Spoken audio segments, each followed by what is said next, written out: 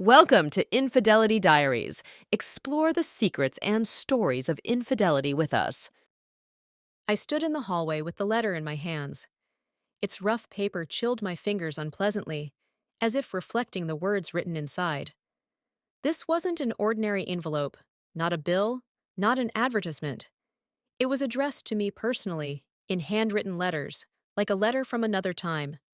On the fine line between the ink and the emptiness between the lines, I saw everything: the past, the future, my life with Charles.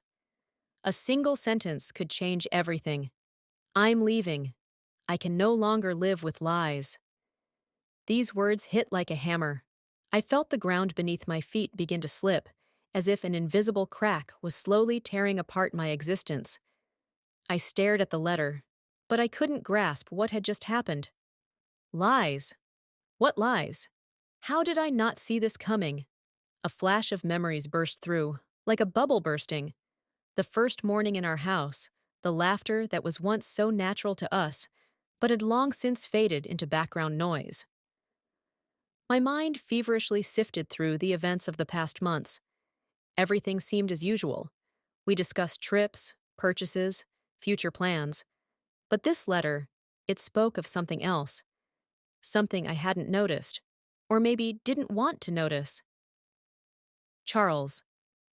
How long had it been since we'd been close?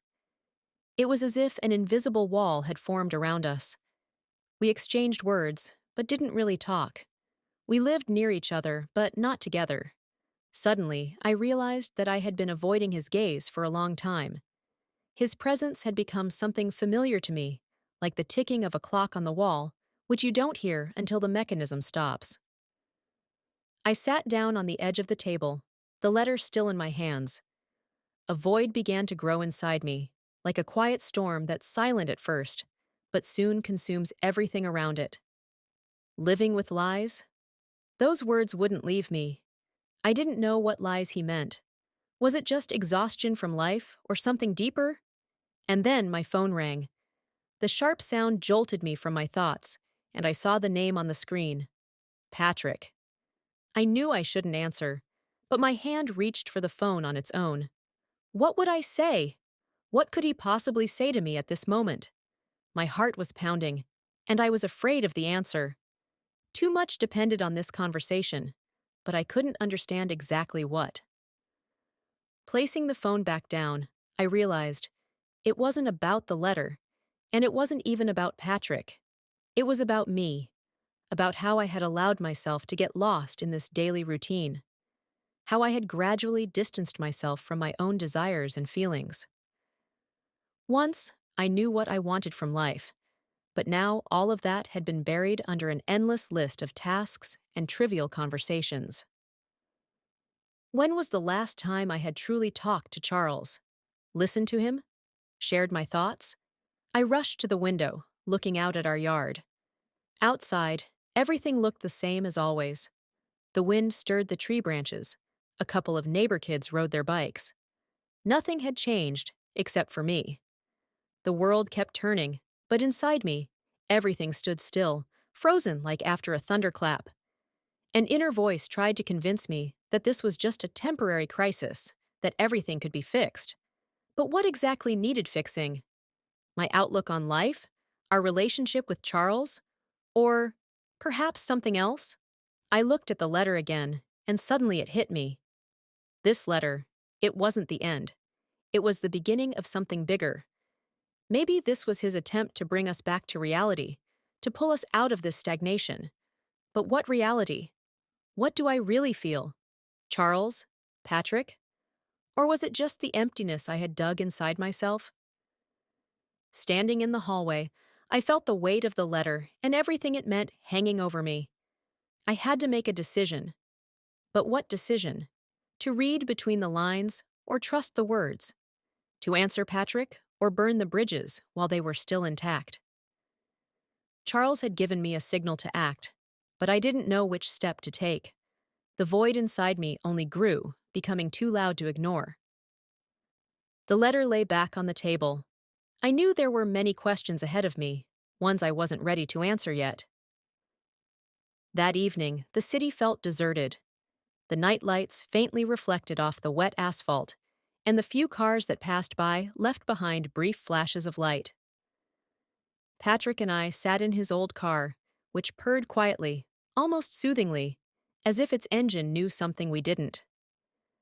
We were returning from a work meeting, one of those I attended more for formality than for any real purpose. Everything followed the usual script, but something was different this time.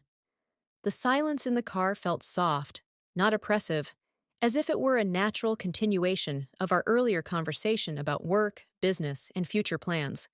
We always talked about things like that. But today, the subject had shifted to something deeper, and I hadn't noticed when it happened. "You've probably never thought that life could have turned out differently, have you?" Patrick suddenly asked, breaking the silence. His voice was almost contemplative, as if he were thinking out loud, not expecting an answer. I looked at him, trying to understand what he meant. For a moment, his youthful face flickered before me, illuminated by the streetlights. There was a confidence in his eyes, the kind found in those who haven't yet faced disappointment. Or maybe it was just the confidence of youth, believing that everything is still ahead. I sighed, feeling a tension build inside me. "Of course, I've thought about it," I finally replied, trying to keep my voice calm. "Everyone has those moments." Patrick nodded, and the silence returned.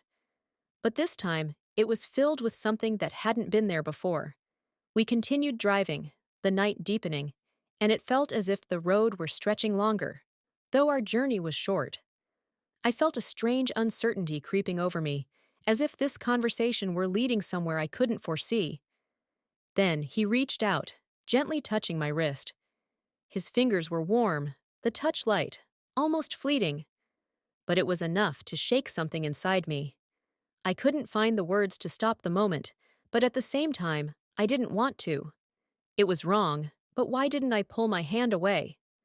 The feelings I had long buried beneath the routine of life with Charles suddenly surfaced.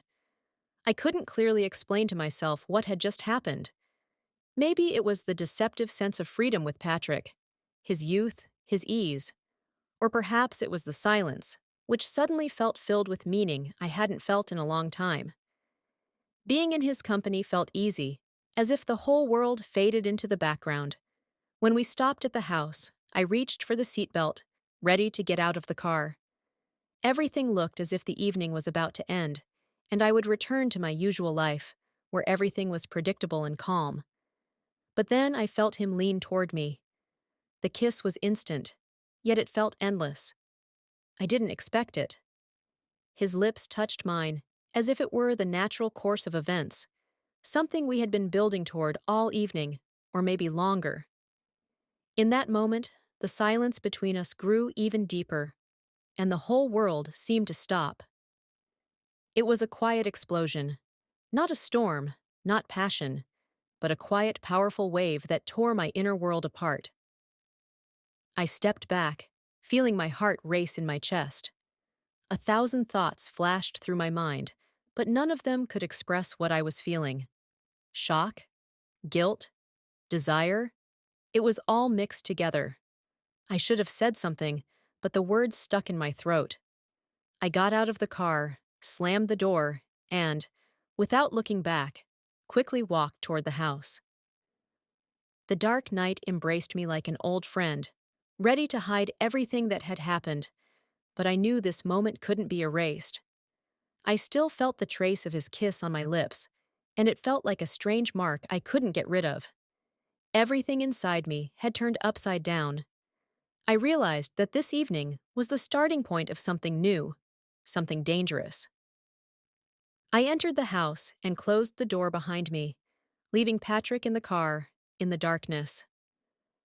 As soon as I crossed the threshold, I understood. Everything had changed. Several days had passed, yet the kiss with Patrick lingered within me like an echo that refused to fade. It was too vivid to forget, but too unexpected to fully comprehend right away. I tried to return to my usual routine: morning coffee with Charles, work, meetings. Everything seemed the same, but the feeling that I had done something irreversible followed me with every step. This wasn't just a moment I could ignore. It was something more, something deeper, as if I had looked into a mirror and saw a reflection I didn't recognize. Charles noticed nothing unusual. His obsession with work acted as a shield, hiding from him what was going on inside me. He was absorbed in his projects, his calls, and his tasks, which seemed to occupy all his attention. I watched him during breakfast as he scrolled through his phone without lifting his eyes, and I realized that our communication had become mechanical. I knew I should feel something when I saw him, but in that moment, there was nothing inside me but silence. And yet, every time I ran into Patrick, near our house, or even on the street when I went shopping, something inside me stirred. My heart would start to beat faster, as if it recalled what had happened and pulled me back to that moment in the car. We hadn't spoken about it, not a word, but that silence, that avoidance, only heightened the tension between us. It was like fragile glass that was about to shatter at the slightest touch. One day, I was walking to the store when I saw him standing by the entrance. He was engrossed in his phone, but as soon as I got closer, he looked up and met my gaze. Our eyes locked, and I felt everything inside me tense up. This wasn't just a casual encounter.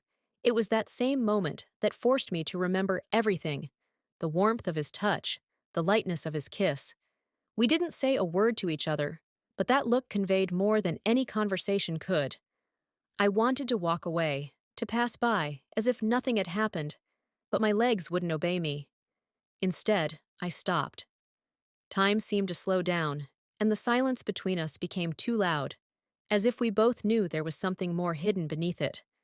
I should have walked away, I knew that, but for some reason, I stood still, weighed down by the heaviness of my own doubts. "Hi," he said at last, giving me a slight smile, but there was an uncertainty in his eyes that I hadn't noticed before. This wasn't the Patrick who was always so confident, so sure of himself. In this moment, I saw something vulnerable in him. "Hi," I replied, trying to sound casual, though inside, emotions were bubbling up that I was trying to suppress. It was like a battle with myself, but the more I tried to push those feelings away, the stronger they became.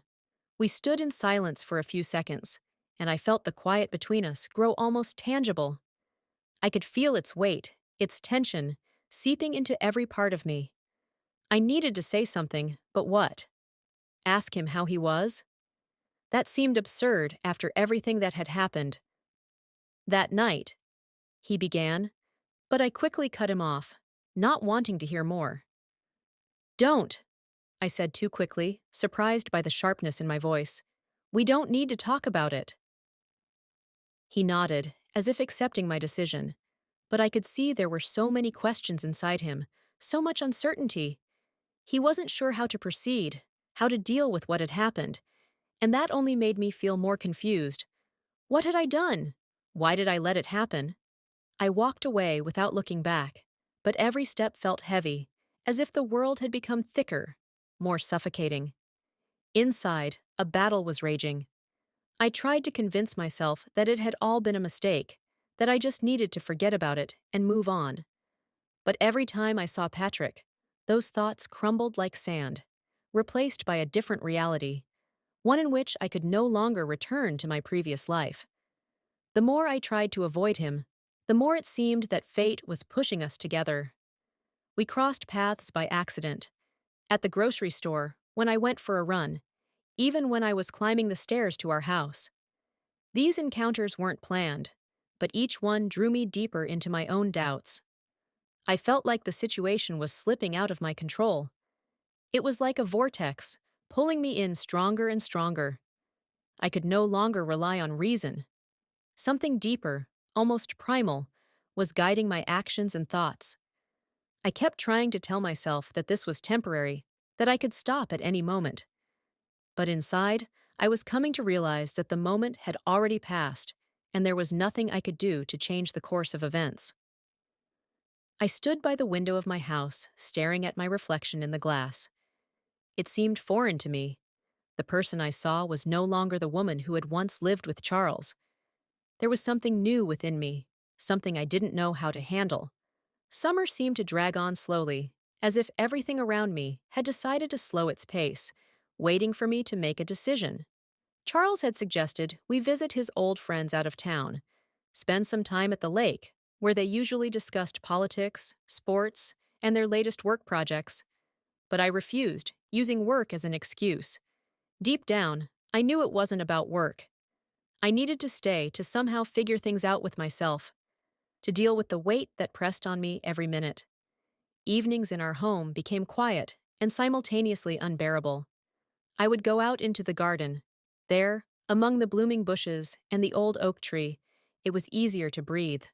The silence, interrupted only by the rustling of the wind in the leaves, allowed me to think. But those thoughts didn't bring me any comfort. One of those evenings, Patrick appeared. As always, unexpectedly. I was sitting on a wooden bench, looking at the roses, trying to pinpoint the moment when everything went wrong. When I allowed my life with Charles to become routine. Patrick, without saying a word, sat down beside me, holding a bottle of water. We sat in silence, but it wasn't awkward. It felt familiar. Charles left? He broke the silence, as if in passing. Yes, I replied briefly, looking at my hands. He nodded, and as though it didn't matter, continued. I thought you'd go too. They usually spend time together, right? I didn't feel like it. Needed to finish some things. At that moment, it felt like my voice sounded too sharp, too distant. You don't seem like yourself, Patrick said quietly, turning slightly toward me. There was something in his voice that made me feel uneasy. I looked at him, trying to understand what he meant. What do you mean? I asked, feeling the tension building inside me. He smirked slightly and shrugged. It's just, you've changed during this time. I don't know how to explain it. You've become different. He said it as though he was talking about something simple, but there was a seriousness in his words. I looked away, trying to hide my confusion. Of course I'd changed. How could I not after what happened?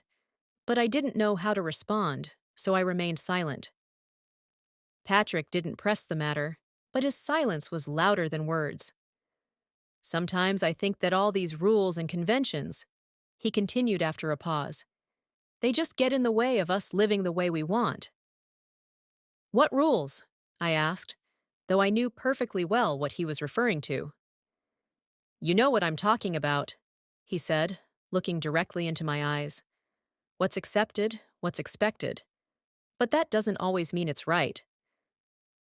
Our conversations had become like this lately, neither of us stating the obvious, but the subtext said everything.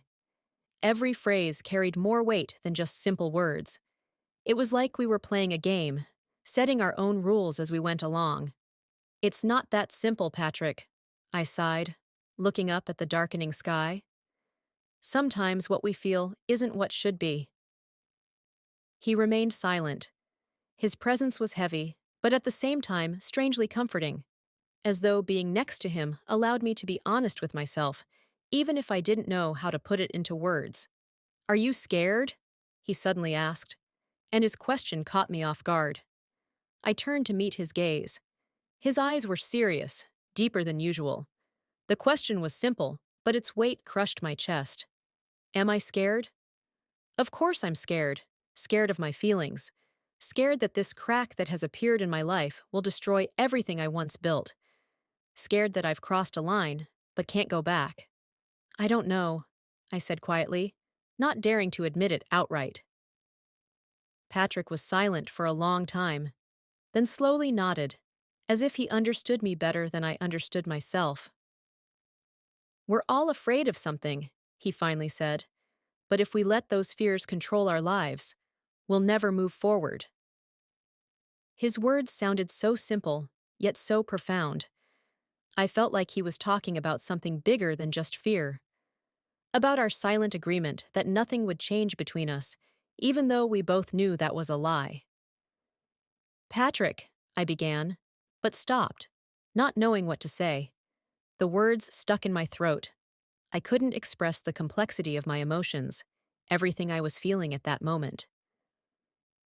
You can say that all of this is wrong, he added gently but insistently. But what if it's the only thing that makes you truly feel alive? Those words hit me harder than I expected. I turned away, unable to look at him. I knew he was right.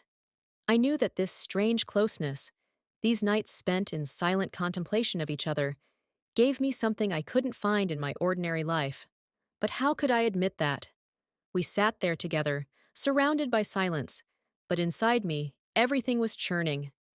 I knew I was standing on the edge of something, but I couldn't decide whether to take the step forward or retreat.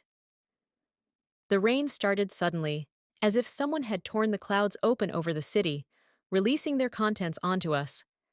I stepped out of the store, hurriedly stuffing my purchases into my bag. And at that moment, I noticed Patrick.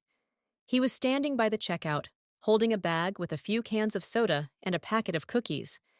It seemed as though we were crossing paths by chance, just like that time near the house. Like that time when everything between us began to change. Patrick? I asked, though it was unnecessary. He had already noticed me and was walking toward me with a slight smile. Hey, Melissa, he responded, his gaze lingering on my hands full of groceries. What are you doing here in the rain? Oh, just picking up something for dinner, I said, glancing down at my boots, from which the first drops of water were already beginning to seep. The rain was so heavy that even a brief stay outside made you feel as if you were soaked through. He nodded, looking at the storm through the glass. The sky was darkening, and the downpour showed no signs of letting up. Do you want me to give you a ride? Patrick offered, casually, without pressure. For a moment, I hesitated. I could have said no, of course. I could have just walked home, but something in his tone, in the ease with which he suggested it, made me agree. It was like an internal switch to autopilot. I knew we were diving deeper into this strange tension, but I couldn't stop myself. Yes, thank you, I replied, watching the puddles in the parking lot grow deeper. We quickly made our way to his car, both of us soaked and laughing, like children caught in a summer downpour. It was an unexpected relief, to forget for a moment in the simplicity of it all. But inside, a sense of unease grew, as if this rain was only a prelude to what was about to happen. When we pulled up to my house, the rain drummed even harder against the roof of the car, and I couldn't bring myself to get out. My mind was pulling me away, toward the door, to the safety of my life with Charles, but my heart stayed here, with Patrick, in this car, where the warmth of his gaze penetrated all the space between us. The rain isn't letting up, Patrick said, looking at me from behind the wheel. Maybe we should wait a bit. I nodded, unable to respond. We sat in the car, surrounded by the sound of the downpour, but inside there was silence, as deep and tense as those moments when there were no words between us, only unspoken feelings. I couldn't shake the feeling that this wasn't just a coincidence. This was the moment when the fate of what was happening between us would be decided. Something important was about to happen. I could feel it in every fiber of my being. Do you remember the first time we talked? Patrick suddenly asked, his voice quiet but resolute. Of course, I answered, though my thoughts were too scattered to recall it clearly. It was at a family dinner. Charles had gone on a business trip. And you were alone, he added, his voice softer, almost a whisper. Like now. At that moment, I realized that everything hidden behind our conversations, behind those random encounters, had finally surfaced. The words I had been afraid to say out loud began to form in my head. We both knew we were standing on the edge, and before I could stop myself, I let my heart make the decision for me. I stepped out of the car without saying a word. The rain hit me with renewed force, and I hurried toward the door. But just as my hand reached for the handle, I felt Patrick step out after me. There was a resolve in his eyes that I couldn't ignore. When he caught up to me, his hand touched mine, just for a second, but it was enough. That simple gesture was like a signal we had both been waiting for, but feared to receive. Patrick, I began, but he had already leaned in to kiss me. We both knew that the crack that had opened between us would never close. It consumed everything, leaving only a void between what was and what was to come. I stepped back, unable to say anything. My heart was pounding as if it wanted to burst out of my chest. Patrick said nothing. He looked at me, and there was something in his eyes that I was afraid to see. I turned to the door and quickly went inside, shutting it behind me. Outside, the rain kept pouring, but I no longer heard it. I returned home, where every corner of the apartment reminded me of the life Charles and I once had. The walls, the bookshelves, the photos on the mantel, all of it seemed strangely still, as if frozen in the moment when everything was still okay. I stood by the window, looking out at the city, which seemed so distant and indifferent to the storm inside me.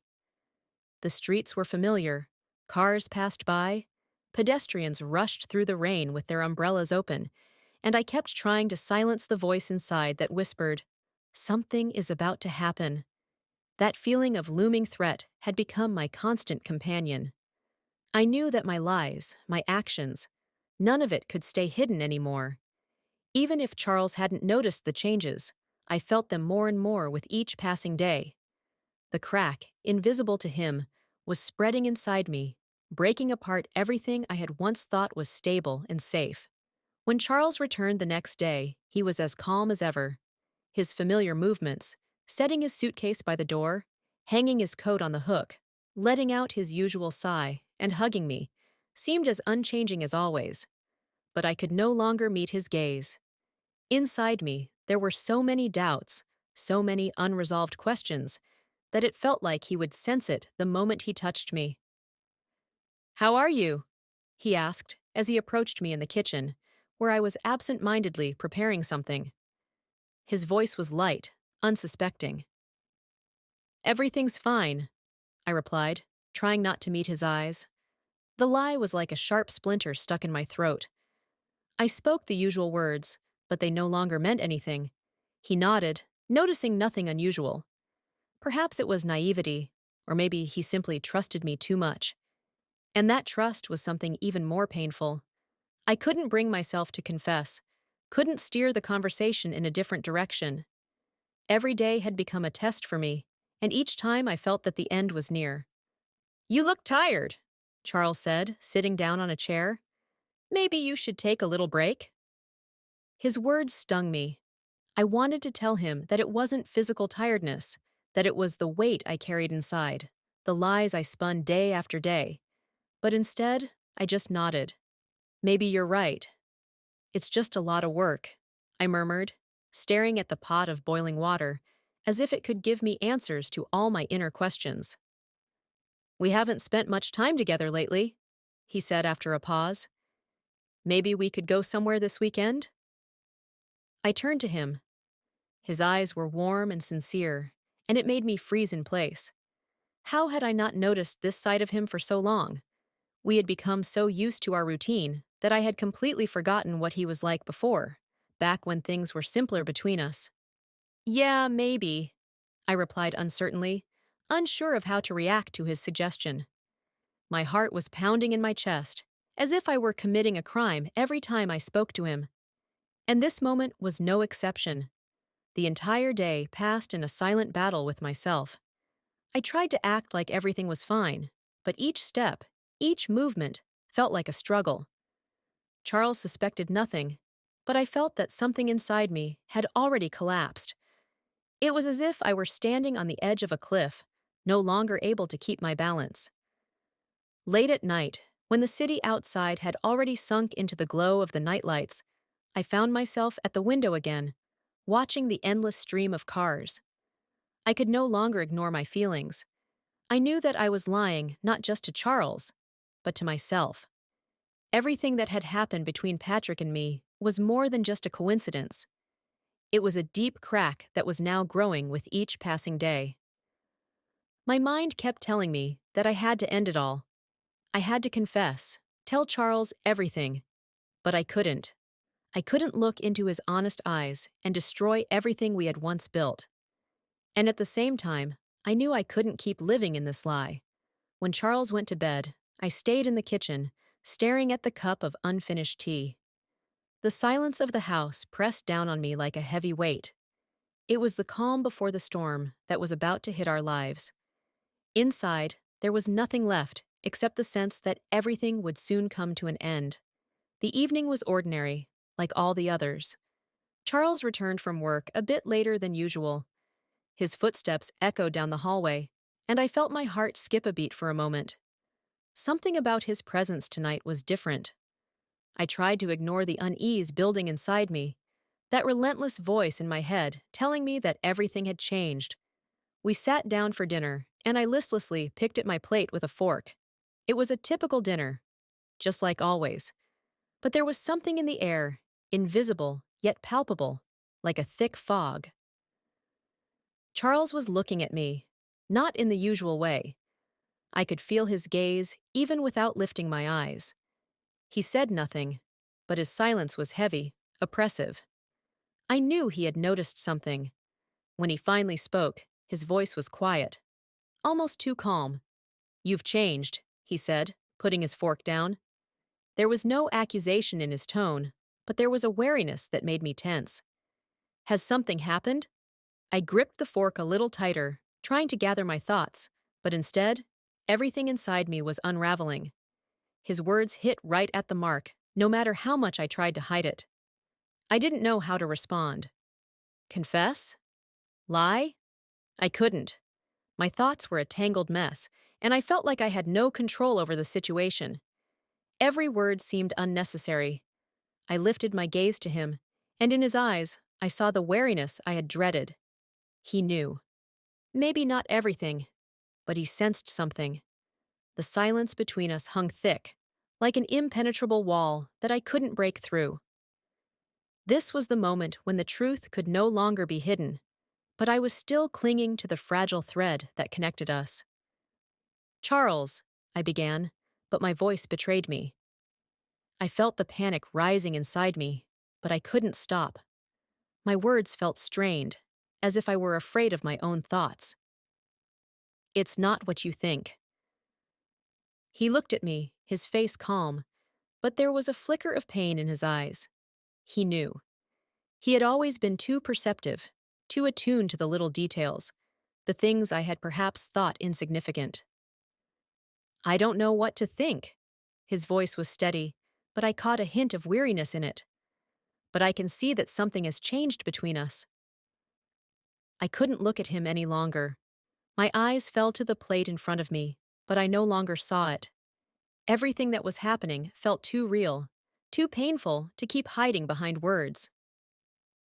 "You can tell me if something's wrong," he added, trying to remain calm. "You know I want to figure this out." My fingers trembled as I set the fork aside.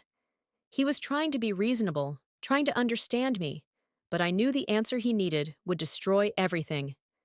This was the point of no return, and I could feel it in every cell of my body. One more word, and we would both realize that everything had fallen apart. "Charles, I tried to say something, anything to soften the moment, but the truth was already too close. "It's not that simple." He nodded, his gaze still tense. He didn't need more words. He understood. The pause that hung between us was unbearable. I could hear only the sound of my own breathing, each inhale and exhale becoming an ordeal. How had we gotten here?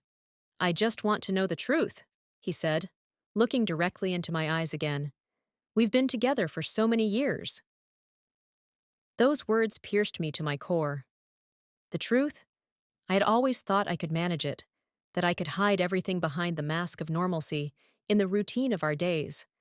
But now, in this moment, I felt like the truth was a sharp blade that had already begun to cut through the fragile fabric of our marriage. "I can't do this anymore," I blurted out. It felt like a confession, though I hadn't said anything specific.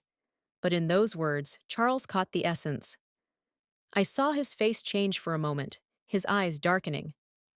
"What can't you do?" His voice was lower, calmer, as if he already understood everything but needed to hear it from me. I couldn't hold back any longer. The silence was too heavy, and within it hid all the truth I had tried to conceal for so long. But now it was out, and I couldn't stop it. I can't keep pretending that everything is fine, I said quietly, finally averting my eyes. Something broke between us a long time ago.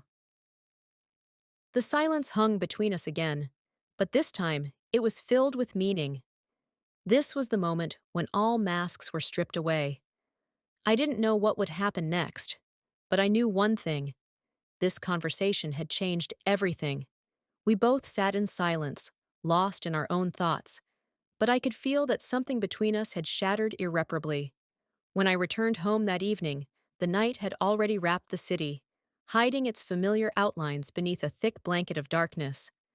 I had stayed late at work, but not because there were truly urgent matters. I just didn't want to come home. Something inside me was stalling, as if that could somehow delay the inevitable. As I entered the apartment, I noticed that the kitchen light was on, although Charles would usually be in the living room or already heading to bed at this hour. My heart skipped a beat when I heard the faint tapping of his fingers on the wooden surface of the table. It was a sound I would recognize anywhere, the sign of his tense waiting. Charles was sitting at the kitchen table, and in front of him lay my phone. I immediately understood. Something had happened. A subtle wave of anxiety ran down my spine as our eyes met. It was the gaze of someone who already knew everything, and there was no longer anything hidden. I felt my legs turn to jelly, but I continued moving forward, as if in slow motion. "You're late," he said quietly, without anger, but with such tension in his voice that the air in the room seemed to grow heavier. "Yes, I stayed late at work," I replied, trying to make my voice sound natural, though inside I was already trembling with fear. I knew it was a lie, and he knew it too. Silence filled the space between us. I slowly set my bag on the floor and took a step forward, but Charles kept his gaze fixed on the phone on the table. "I looked at your phone," he finally said, and it was like a clap of thunder in the silence. Those words, so simple yet full of meaning, made my heart freeze. "I didn't want to, but you left me no choice." I couldn't maintain eye contact. Inside me, everything tightened like a spring, ready to snap. I tried to think of something to say, but my mind was in chaos. He knew. This was the reality I had been trying to ignore for so long, hoping everything would somehow resolve itself. But nothing had. Now everything was out in the open. "Tell me," he continued, his voice quiet, almost emotionless, but I could feel all the pain he was trying to suppress. "How long has this been going on?" The words stuck in my throat. I couldn't lie. In that moment, facing the man I had once loved, the man who had trusted me with all his heart, I couldn't keep pretending, but telling the truth seemed impossible. "Charles," I began, my voice trembling, but I continued nonetheless. I I don't know how to explain." "Try." His voice was like steel, and in his eyes, I saw that he would no longer tolerate silence or evasion. My hands clenched into fists, and I took a deep breath, trying to gather my thoughts, but every word felt insufficient, empty. It Everything went wrong," I tried to speak, but I knew he wouldn't accept excuses. "I didn't plan this. I didn't want it to happen." He raised his hand sharply, cutting me off. "Didn't you?" he asked, his voice still quiet, but now tinged with bitterness. "You didn't want it?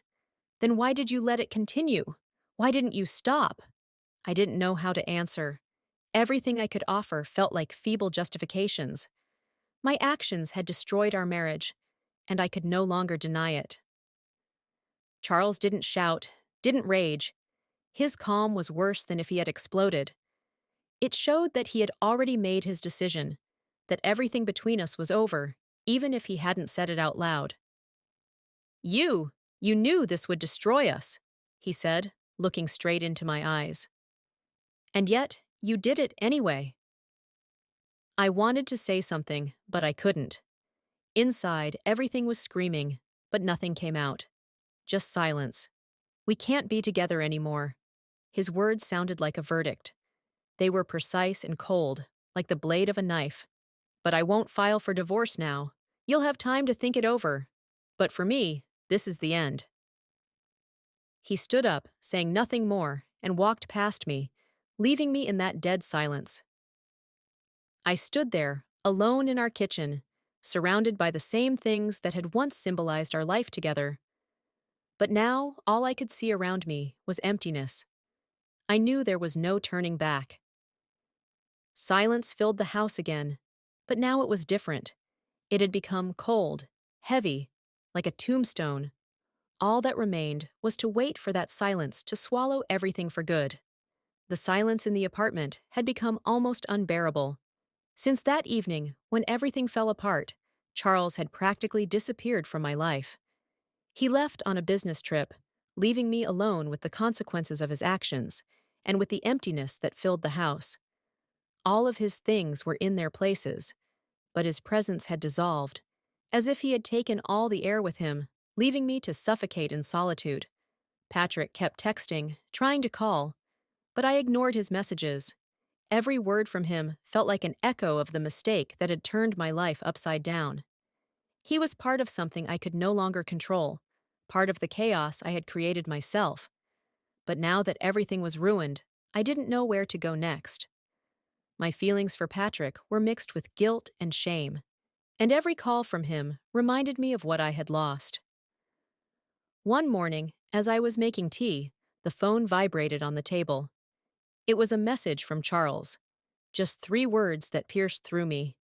"We need to talk." I put the kettle back on the stove, unable to take my eyes off the screen. Those 3 words felt as inevitable as the entire situation. I knew this conversation had to happen, but for some reason, even now, standing on the brink of exposure, I couldn't bring myself to pick up the phone and respond. I wasn't ready. I slowly sank into a chair, holding the phone in my hand as if it were something foreign, disconnected from my life. Each letter of that message was like a hammer blow to the glass I had tried so hard to keep intact. But there was nothing left to hide, no more illusions. What was Charles going to say? Perhaps he had already made up his mind about the divorce. Perhaps he just wanted an explanation, one I couldn't give. My heart pounded, as if preparing to leap into the unknown, but my mind refused to accept the reality. I knew this conversation would change everything, but was I ready for that? I stepped outside, feeling the cool wind wrap around my face. For a moment, the world seemed more real than I was. I took a deep breath of fresh air, feeling it fill my lungs, but it brought no relief. It was like stepping into an abyss. I knew the fall was inevitable, but I didn't know what awaited at the bottom. Passers-by walked past me as if nothing was happening, as if I was just part of the backdrop to their everyday lives. I watched the city, its rhythm, the people rushing about their business, and suddenly realized that no one would stop to help me. This was my own cliff, and no one would catch me if I fell. I swiped my finger across the phone screen, opening the message. My heart paused, but my mind was blank. I could respond right now. I could suggest we meet and discuss everything. But instead, I just put the phone back in my pocket and continued walking down the street, not knowing where I was going. My life seemed to have come to a halt on the verge of destruction. Patrick, Charles, myself, we were all caught up in this chaos, and there was no longer any point in trying to fix anything. I stood on the edge of a cliff, but I had no answer to what would happen next. I felt that this end would leave more questions than answers. Maybe this was the beginning of something new, but would it be good? I didn't know. The city's noise grew muffled, as if the whole world had receded, leaving me alone with the wind that pierced me to my core. I could no longer remain the person I used to be. But who would I become now?